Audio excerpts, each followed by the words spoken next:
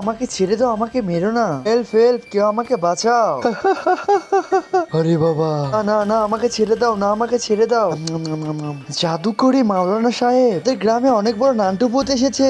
ও সবাইকে ধরে ধরে খেয়ে ফেলতেছে। মাওলানা, আপনি এখন কিছু একটু করেন। তুমি এই জাদুর কুড়াল নিয়ে যাও, এভাবে হোক ওর পেটের ভেতর ঢুকে কুড়াল দিয়ে তুমি ওকে আঘাত করবে। হ্যাঁ দিন। কোথায় শয়তান, তোর আজকে খবর আছে। আরে দাঁড়াও রাজু, তুমি রাতে কোরআনে কোথায় যাচ্ছ? আজকে তো আমি নান্টু ভূতকে জানে মেরে দিব।